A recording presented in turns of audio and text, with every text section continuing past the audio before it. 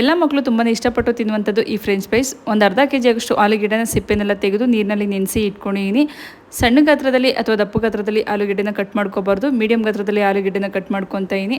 ಒಂದು ಅರ್ಧ ಲೀಟ್ರ್ ಆಗೋಷ್ಟು ನೀರನ್ನ ಬಿಸಿ ಮಾಡೋದಕ್ಕೆ ಇಟ್ಕೊಂಡಿದ್ದೀನಿ. ಈಗ ಆಲ್ರೆಡಿ ಎಲ್ಲ ಕಟ್ ಮಾಡಿ ಇಟ್ಕೊಂಡಿರುವಂಥದ್ದನ್ನ ಬಿಸಿ ಮಾಡಿ ಇಟ್ಕೊಂಡಿರುವಂಥ ನೀರಿಗೆ ಸೇರಿಸ್ಕೊಬೇಕಾಗುತ್ತೆ. ರುಚಿಗೆ ತಕ್ಕಷ್ಟು ಉಪ್ಪನ್ನು ಸೇರಿಸಿ ಒಂದು 3 ರಿಂದ 4 ನಿಮಿಷ ಒಂದು ಕುದಿ ಬರೋವರೆಗೂ ಕುದಿಸ್ಕೊಂಡ್ರೆ ಸಾಕಾಗುತ್ತೆ. ಆಲೂಗೆಡ್ಡೆ ಎಲ್ಲ ಚೆನ್ನಾಗಿ ಬೆಂದಿದೆ. ಇದನ್ನ ಎತ್ತಿ ಒಂದು ಕಾಟನ್ ಬಟ್ಟೆ ಮೇಲೆ ಒಂದು 2 ರಿಂದ 3 ನಿಮಿಷಗಳ ಕಾಲ ತಣ್ಣಗಾಗೋದಕ್ಕೆ ಬಿಡೋಣ. ಇದಕ್ಕೆ 1 ಟೇಬಲ್ ಸ್ಪೂನ್ ಆಗೋಷ್ಟು ಕಾರ್ನ್ಫ್ಲೋರ್ನ ಸೇರಿಸಿ ಚೆನ್ನಾಗಿ ಮಿಕ್ಸ್ ಮಾಡ್ಕೊತಾ ಇದ್ದೀನಿ. ಬಿಸಿಯಾಗಿರುವಂಥ ಆಯಿಲ್ಗೆ ಲೋ ಟು ಮೀಡಿಯಂ ಫ್ಲೇಮ್ನಲ್ಲಿ ಇಟ್ಕೊಂಡು ಗೋಲ್ಡನ್ ಬ್ರೌನ್ ಕಲರ್ ಬರೋವರೆಗೂ ಚೆನ್ನಾಗಿ ಫ್ರೈ ಮಾಡಿಕೊಂಡ್ರೆ ಫ್ರೆಂಚ್ ಫ್ರೈಸ್ ರೆಡಿನೇ ಆಗೋಗ್ಬಿಡುತ್ತೆ.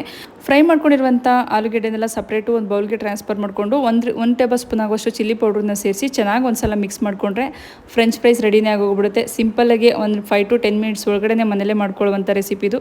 ಖಂಡಿತ ಒಂದು ಸಲ ಟ್ರೈ ಮಾಡಿ ನೋಡಿ. ವಿಡಿಯೋ ಇಷ್ಟ ಆದರೆ ಒಂದು ಲೈಕ್ ಮಾಡೋದನ್ನ ಮರಿಬೇಡಿ.